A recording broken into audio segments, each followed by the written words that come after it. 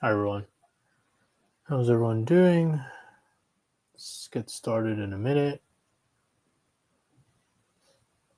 Feel free to let me know where you're joining from. That's always nice to see. But we'll get started in 1 minute.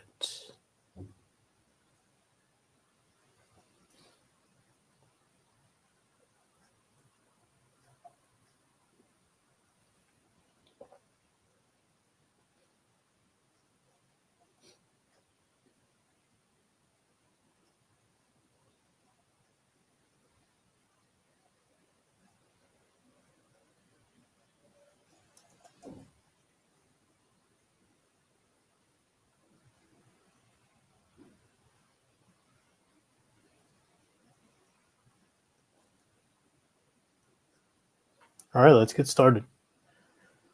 Anyone have questions?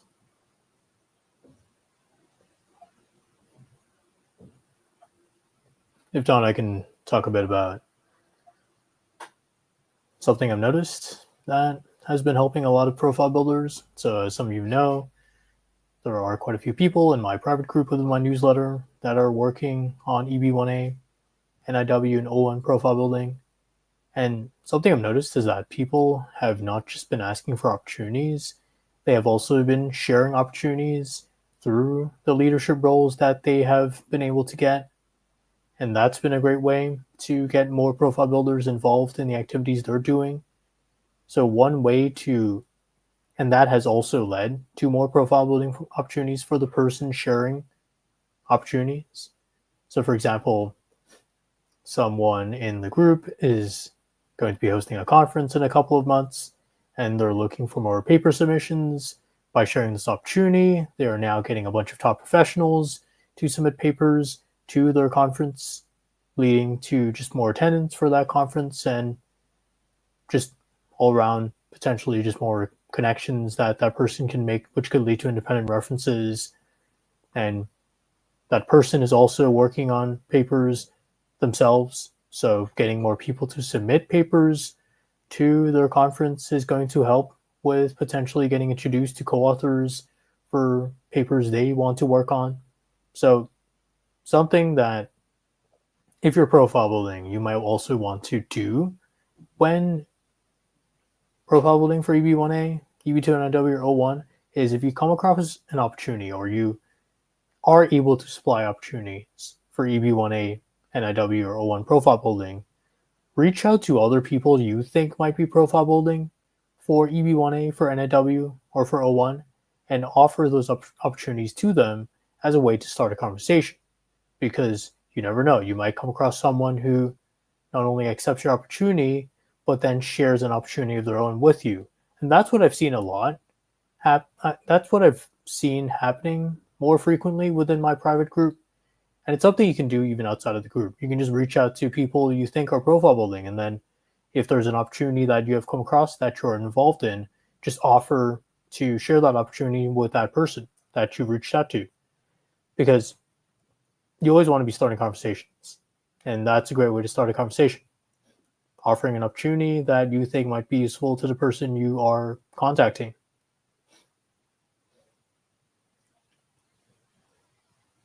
Anyone have questions about EB-1A profile building?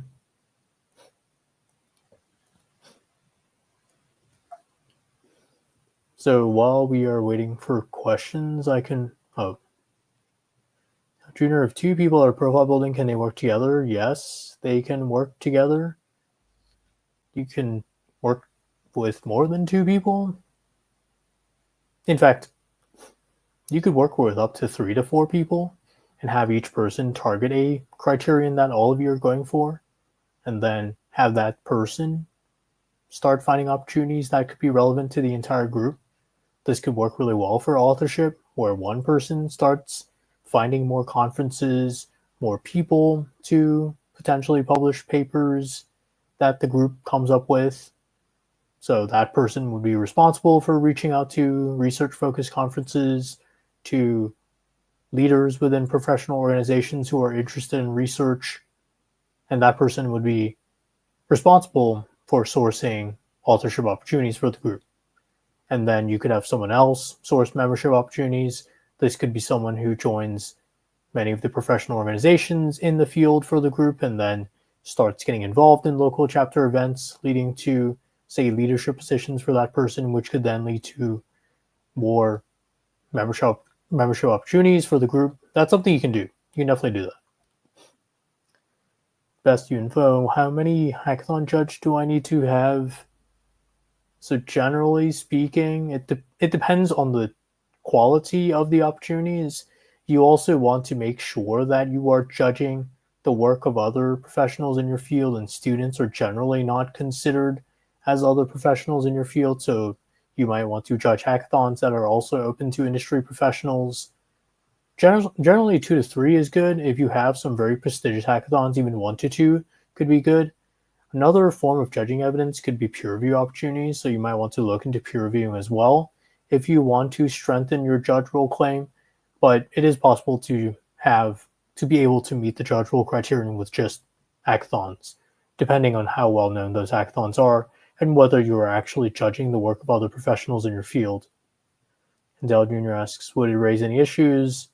Well, it depends on what you are doing with other people. There are things that could get questioned, like, for example, if you are all citing each other and then using that as a way to buff up your citations count, perhaps that could get questioned. But outside of that, if you're just introducing opportunities to each other, probably won't get questioned. Junior asks, would it be helpful to target EB-1A first for profile building as some prongs overlap with EB2 and IW? So EB2 and IW is more about proposed endeavor. So I would say EB2 and IW does overlap with EB-1A to some extent. It depends on the situation you're in, and you might want to speak to a lawyer about your specific situation. But from what I've heard, if you don't have a priority date right now, you probably want to target EB2 and IW first, or go through PERM before looking into EB-1A, because you could end up in a situation with EB-1A where you apply for EB-1A, or you spend a couple of months to a year on EB-1A, apply for it, get denied, and then you find out, and then you just don't have a priority date, like 1 to 2 years in, which could make a big difference when it comes to the backlog, especially if you're an Indian national. So getting a priority date first is something that you definitely want to look into. That is, unless you already have a really strong EB-1A profile and you think you can apply and get approved now. So just to show some of you who aren't familiar with my newsletter resources, so right now I also run a newsletter that's focused on EB2, not on EB-1A profile building, as well as profile building for NIW and O1. So as part of the newsletter, I currently run a profile building opportunities database, which lists a bunch of profile building opportunities broken down by field. So these are opportunities that are also categorized by criteria, and they're just meant to give you a starting point, a sense of where to start if you want to start profile building for EB-1A or for O1 or for NIW. And I've broken things up into different fields as well. So I've tried to cover quite a few fields: AI, data science, just general tech fields like software engineering, product management, cloud computing. So far, I listed over 300 opportunities in this database, and this is what a lot of people in my newsletter are currently using to find opportunities. And people are getting judging opportunities. People are getting accepted into conferences they apply for, and you can find that in my reviews page as well, which is in the comments of this live stream. You'll find a link to the reviews page. Maybe I can just show that briefly now as well. But something else that I provide in my resources are reviews of AAO decisions. These are decisions that go into USCIS's reasoning for initially denying an EB2 or an EB-1A or EB2 NIW or O1 petition. So these just give you a sense of how USCIS thinks about EB-1A, EB2 NIW, and O1. And from them, I just draw out profile building insights. And then I also have some video resources where I have conversations with EB-1A recipients about how they applied for EB-1A, how they found reference letters, how they claimed critical role, for example. And I've also started uploading some of my office hour recordings to this folder. Just to give you a sense of, and this is just the reviews page of my newsletter, just to give you a sense of what people are saying about it. This is a photo of some of the people within my newsletter who went to judge an opportunity. This was at a top university in the US. Just a bunch of reviews of people using these resources and actually getting profile building opportunities. Something I want to note too, this is about a research faculty judging opportunity that came up through one of the contacts within my newsletter. Something I want to also mention is that there's a lot of misinformation in the profile building space. So I think you just need to build the right mindset. That's something that I'm just trying to get people to get into when they're profile building, to get into the right mindset of building a strong profile. That is what you really need to build a strong profile. And then it just comes down to doing a lot of outreach, applying for a lot of opportunities. And so that's the newsletter, and those are my newsletter resources. And that's currently $12 per month. Going back to questions. For academic publications, targeting journals in Q1 or Q2 is acceptable, or only should consider top-tier journals. Depends on whether you're going for an industry-focused profile or an academia-focused profile.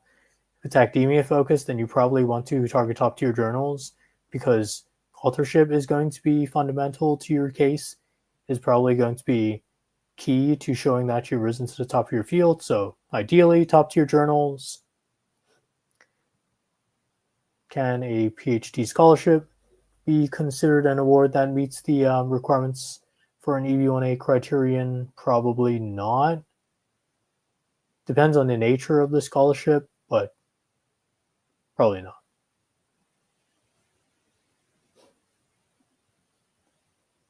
Also, does the international speaking count, like an event in Europe? And yes, generally speaking can count and help with final merits. It is something that can help. And it can also help with painting a picture of leading a critical role, or even original contributions if the speaking is related to some original contribution you've made to the field. If someone is outside the US, or there are remote opportunities to get started with. There are remote opportunities to get started with. I do list some remote opportunities. You can also find opportunities within your home country. That's another way to profile build, especially if you're showing that you've risen to the top of your field within your home country. Then perhaps you want to target opportunities that are more focused on on professionals in your country.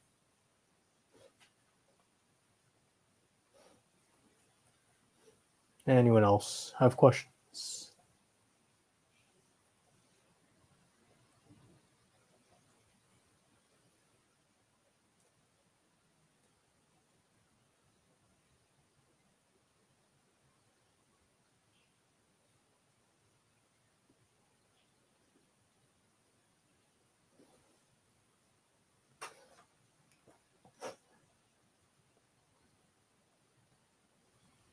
Also, just a quick note, there are a lot of opportunities that are not publicly visible.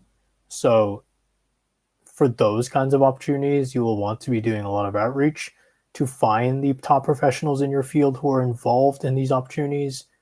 It's usually going to be people who are in leadership positions within organizations, or people who are involved and have a lot of experience with, say, research-focused conferences or some of the top conferences in your field. It's probably how you're going to find some of those opportunities to contribute to these top conferences or top organizations. It's going to be reaching out to people who are already involved in these kinds of opportunities.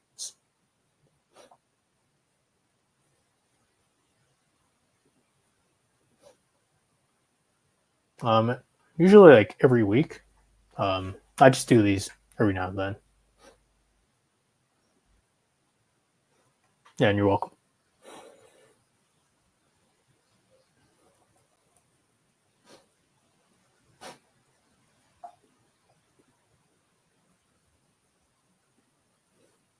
Anyone else have questions?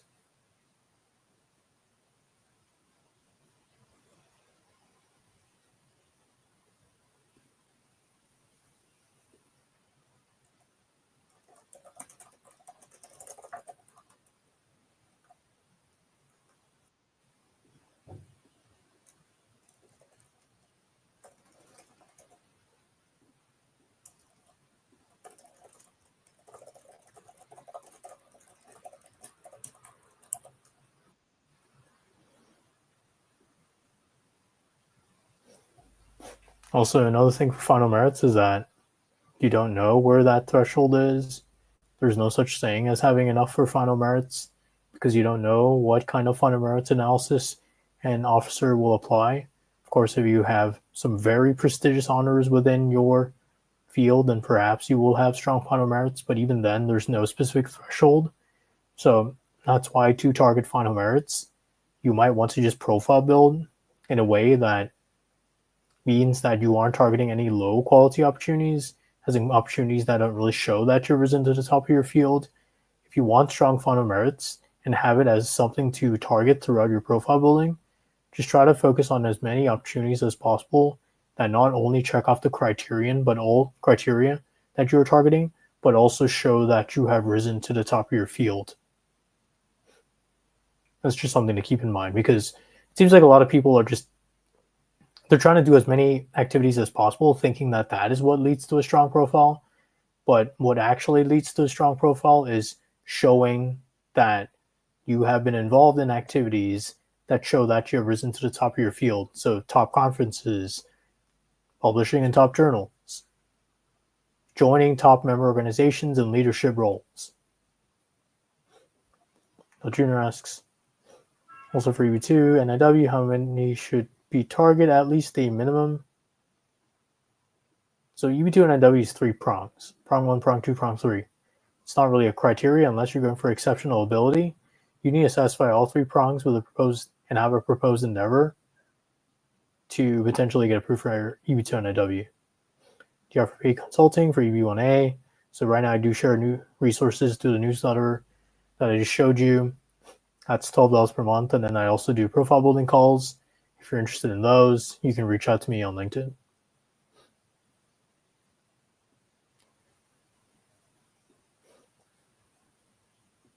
Anyone else have questions?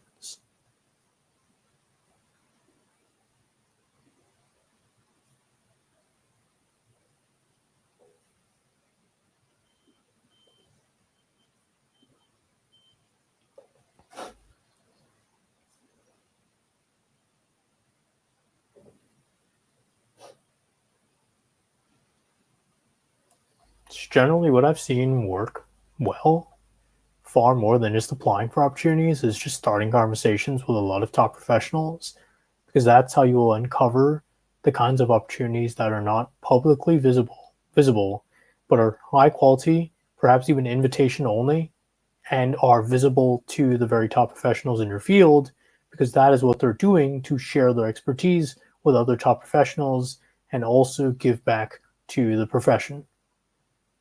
And also, some large organizations, they tend to have unclear pathways to getting involved. So IEEE, for example, it seems like a lot of people aren't sure how to get involved after becoming a general member or even a senior member.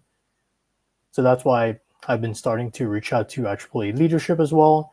And recently I got in touch with someone who's a regional leader within IEEE, and he seems to think that this is a problem for the organization.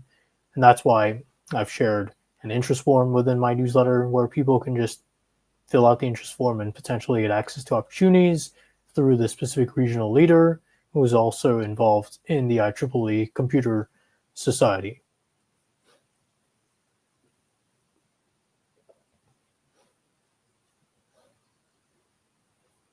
Anyone else have questions?